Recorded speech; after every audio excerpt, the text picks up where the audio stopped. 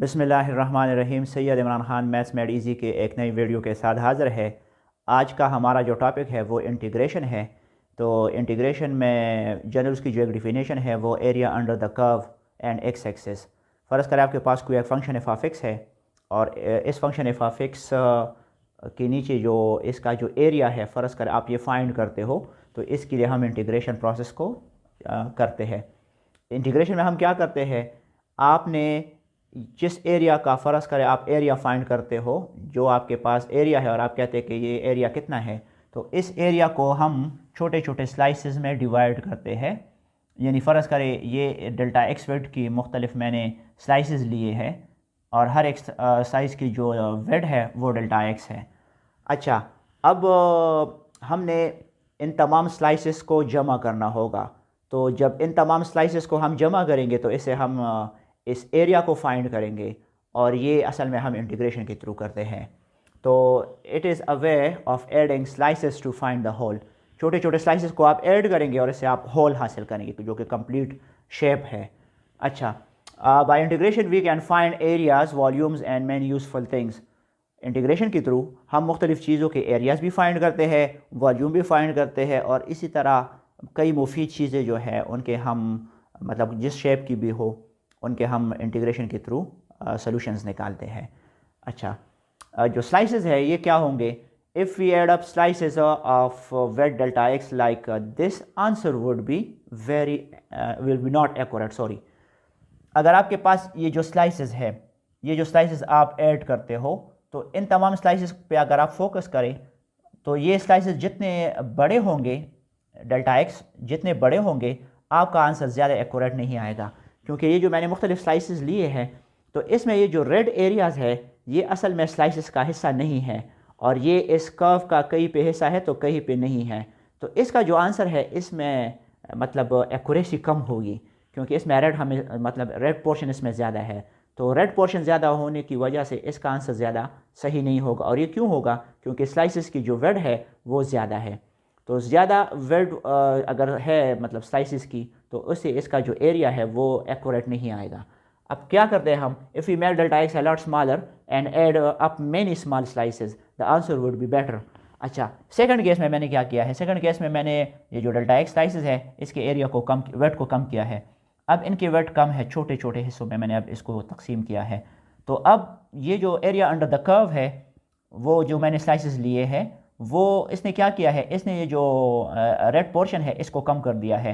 इस केस के निस्बत इसमें रेड पोर्शन कम है, यानी इस केस के निस्बत इस केस में एक्यूरेसी ज़्यादा है इस फंक्शन एफ ऑफ एक्स की। तो जो जो आप डेल्टा एक्स को कम करेंगे उतना ही इसका आंसर एक्यूरेट होगा। अब थर्ड केस में मैं क्या कर रहा हूँ, मैं डेल्टा एक्स जो है आप ज़ीरो की तरफ मैं अप्रोच कर रहा हूँ इसमें से। If the slice is approach is zero and wade. अच्छा, अब अगर इसकी जो चौड़ाई है अगर ये ज़ीरो की तरफ अप्रोच करो, यानी सिर्फ आप लाइंस ले, लाइंस की जो वेड है वो ज़ीरो होती है। तो अब इसकी चूंकि वेड ज़ीरो है, that is delta x is approaching to zero, तो फिर क्या होगा? व्हेन डेल्टा एक्स, अच्छा तो इसमें ये होगा the answer approaches the true answer. इस केस में आपका जो आंसर होगा वो ट्रू होगा। इसमें आपके पास रेड पोर्शन जो नहीं है वो नहीं है इसमें। जिन केसेस में रेड पोर्शन मौजूद थे पहले, इस केस में अब वो नहीं है। इट मीन्स कि आपका आंसर अब एक्यूरेट है। तो स्लाइसिस पे डिपेंड करता है। अगर आप स्लाइसिस की जो वेट है वो ज़्यादा लेते हो तो उससे एरिया अंडर द कर्व जो होता है वो आंसर ज़्यादा एक्यूरेट नहीं होगा। इसमें कुछ जगहों में आप के जो स्लाइसेस है उनके ये कर्व जो ये जो कर्व है, तो ये जो स्लाइसेस आपने लिए है कई जगहों में वो कर्व से आगे गए होंगे तो कहीं पे उससे नीचे होंगे। मीन्स टू से कि स्लाइसेस की जो वेट डेल्टा एक्स है वो जितना ज़्यादा होगा उतना ही आंसर एक्यूरेट नहीं होगा। जो आप वेट को कम करेंगे तो एक वक्त ऐसा आएगा जब आप डेल्टा एक्स ज़ीरो की तरफ अप्रोच करेंगे तो एरिया अंडर द कर्व जो है उसका अब ये इन केसेस में आंसर बिल्कुल एक्यूरेट आएगा क्योंकि इसमें आपके पास वो रेड पोर्शन नहीं है, यानी आपका जो एरिया है वो एक्यूरेट होगा इस केस में। अच्छा, अब when delta X slices are approaching zero and wade, जब आपका डेल्टा एक्स अप्रोच करेगा ज़ीरो की तरफ, we will write D X. अब ये जो डेल्टा एक्स है, डेल्टा एक्स की जगह मैं डी एक्स यूज़ करूँगा। ये डी एक्स हम कब यूज़ करते हैं? जब delta x approaches to zero, मतलब आपके स्लाइसिस की जो वेड है वो ज़ीरो को अप्रोच कर रही है। But we will not add them all as there is a shortcut. इन तमाम को ऐड करना काफ़ी मुश्किल होता है कि इन तमाम ज़ीरो वेट के जो डेल्टा एक्स है हमारे पास, जिसको अब डी एक्स हम कहते हैं, इनको ऐड करना मुश्किल है। तो हम इसके लिए एक शॉर्टकट मेथड यूज़ करेंगे, ठीक है। Finding an integral is the reverse of finding a derivative. Integration जो है ये डेरिवेटिव का इन्वर्स प्रोसेस है। An integral of 2x is x square. 2x का जब आप इंटीग्रेशन लेते हो तो वो एक्स स्क्वायर के बराबर होगा। कैसे बराबर होगा? ये मेरे पास 2x एक फंक्शन है और मैं इसका इंटीग्रेशन ले रहा हूँ, तो ये एक्स स्क्वायर प्लस सी के बराबर होगा। और अगर इस एक्स स्क्वायर प्लस सी का मैं दोबारा डेरिवेटिव लूँगा तो वो 2x के बराबर होगा। प्लस सी क्या है ये आगे मैं डिस्कस करूँगा। तो फ़र्ज़ करें ये फंक्शन 2x है और मैं ये एक ट्राइंगल है जो इस फंक्शन का है, तो मैं इसका एरिया फाइंड कर रहा हूँ। तो इसका एरिया एक्स स्क्वायर के बराबर है, जिसका बेस x है और जिसकी परपेंडिकुलर हाइट 2x है। तो area of triangle is equal to 1/2 base into height, इसका जनरल फार्मूला है। 1/2 बेस इसमें x है और हाइट इसकी 2x है, तो 2 के साथ कैंसिल, x एक्स स्क्वायर। तो ये जो एक्स स्क्वायर है ये असल में इस ट्राइंगल का जो एरिया है और ये इस फंक्शन का एरिया अंडर द कर्व जो है, जिस तरह मैंने पहले बताया है। तो ये वो a is equal to x square, इस एरिया का, इस ट्राइंगल का जो एरिया है ये है। 2x वो फंक्शन है जिसका मैं इंटीग्रेशन ले रहा हूँ, यानी मैं वो स्लाइसेस ऐड कर रहा हूँ, तो उससे वही एक्स स्क्वायर आ रहा है। प्लस सी क्या है ये मैं आगे डिस्कस करूँगा। अच्छा, तो अब नोटेशन की तरफ आते हैं। The symbol for integral is a stylish S. हम जब भी इंटीग्रेशन को रिप्रेजेंट करेंगे तो इस तरह स्टाइलिश एस से इसको रिप्रेजेंट करेंगे, that is sum of slices, ठीक है। अच्छा, after the integral symbol we put the function we want to find the integral of. अच्छा, ये जो फंक्शन है हमारे पास, जिस फंक्शन की हम इंटीग्रेशन लेना चाहते हैं, तो इंटीग्रल साइन के अंदर फिर आपने उस फंक्शन को लिखना होगा और आखिर में आपने उसके साथ dx लिखना होगा।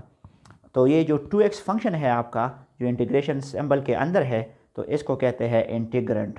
And then finish with dx to mean the slices go in the x direction.